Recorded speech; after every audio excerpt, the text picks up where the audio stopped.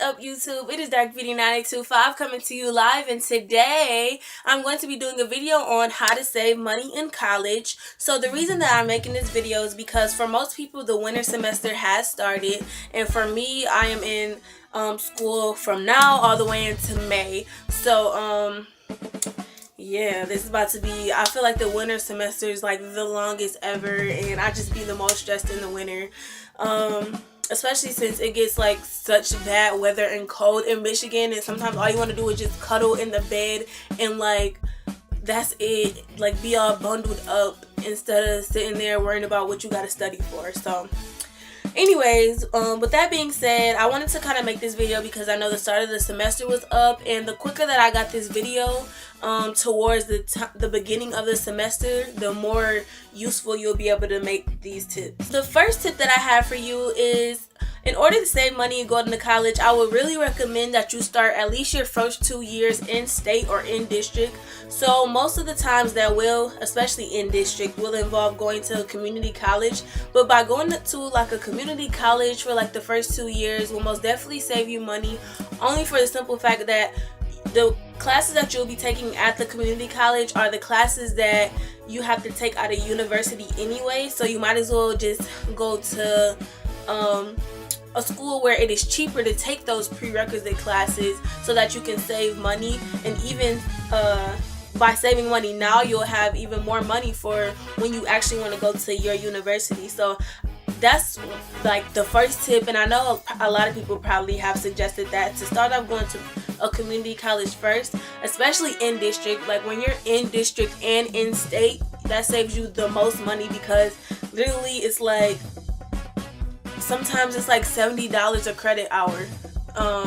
While even if you're like me, I go to out of district but in state school, so it's like $30 more just because I don't live in that area's district. But in my district, the class is like $59 for a credit hour, and that is so cheap. Especially like if you've been looking up colleges and you see like the money per credit hour, and it's like an out of state, it's like ridiculous. This is like $200 compared to like $60. Like that's most definitely how you will save money by at least starting off your first 2 years at a community college that's in district and in state. Second step to save money in college is to only take the classes that you need. This is really important because you don't want to pay for classes that you won't make useful. So obviously you have prerequisites, the classes that you have to take before you do anything, like before you even dive off into what you really want to do. But most definitely do your research on what you want to be in the main core classes that you need to take, whichever career field that you want to be in, because people lose the most money by just taking bluff classes just to pass rather than classes that they should actually take, even if it does seem a little more difficult. Third tip for saving money in college is to, well actually I'm going to say the third and fourth tip at the same time because they kind of go hand in hand. So the third tip is to wait till like the second or the third day to purchase your books for your classes, and the fourth tip is to order your books on Chegg. So I'm going to actually be doing kind of a unboxing haul, and it's really just showing you an example of what I'm talking about. So I just ordered my books today from Chegg, and they came in this little box, and well, it's kind of not little, but it came in this box, and I actually rented the book. So basically what you do for this is you keep the box, and then these books are due back on June 1st. So before June 1st hits, you take it to like a UPS location, you ship it back to them, and it's just as easy as that. So I most definitely recommend getting your books from Chegg because literally if you're in college, you know that those books can almost become up to like $250, especially for math books. But if you don't need an access code, most definitely Chegg is the way to go because you can get those same books that are like $100 and something for only $20 to rent. And most books, the only books I recommend that you do buy from Chegg or even buy from like the school store is books that you really think will help you in your career. But like I don't need a math book sitting in my face forever. Like maybe a nursing book is okay, but that's it. So most definitely ordering books from Chegg. So my books totaled out to be $700 this semester, and the most I pay out of pocket is $67 because I do have another book coming.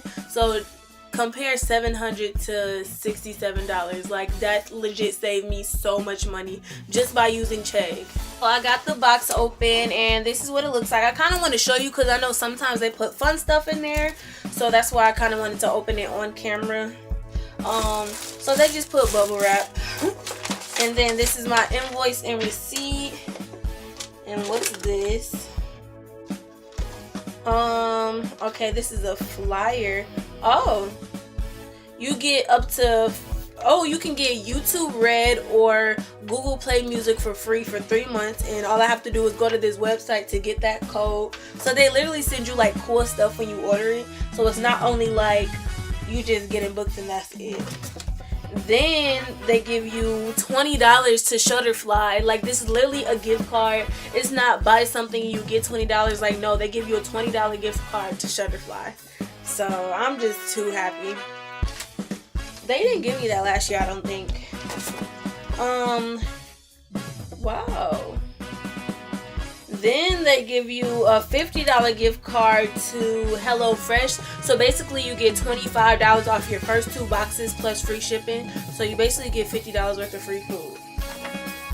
Chegg really needs to sponsor me for real.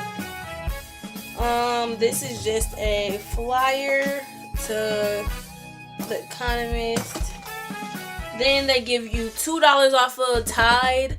The Tide Pods you can use anywhere. And then they actually give you Tide Pods. So, like, it literally comes with so much useful stuff besides just your books. And most definitely for people that are out of state and in college who stay in dorms, you should most definitely order from Chegg, especially when the semester first starts, because they're usually more giving in the beginning of the semester. So I'm taking a math class, so this is the math book that I had. I usually like look in it sometimes just to see if anybody like, because these are used, it's not like new books because you are reading them. So I just make sure like no pages are missing or the binding isn't out of them, which it never has happened to me before. And so far this is looking good. Like, nobody has like highlighted in it or anything. So I'm so happy. And this was literally one of my like $130 books, and it was only $21 to rent. The next book that I got, which is kind of crazy because I think my book was supposed to be purple. I'm not even gonna lie. I low-key think my book was supposed to be purple, but he said he really didn't care what edition we got. But basically it's my anatomy and physiology book, and it's nothing highlighted in here, which is cool. I really do think this is supposed to be the purple book, but the edition is the 10th edition, and that's the book that my professor said we needed, so this must be the right book. And plus we use PowerPoints anyways. That's also why I said wait until the 2nd or 3rd day to order your books, because sometimes they recommend that you buy the book and they don't even use it in the classroom, and that is like so frustrating. Like, most definitely make this known before we go to class or before we buy our books, because don't nobody want to pay all that money for you to not even touch the book when we're in class. So those are my tips for saving money in college. I really hope this video helped you. I know these tips have most definitely helped me to save money for sure. Most of the times because I am on financial aid, so most of the time I do end up getting a good chunk of money back. Not really though. I know last semester I didn't, but that's because I wasn't a full-time student either. So that is all for my video. It is Dark Beauty 9825 signing out of this live. Bye.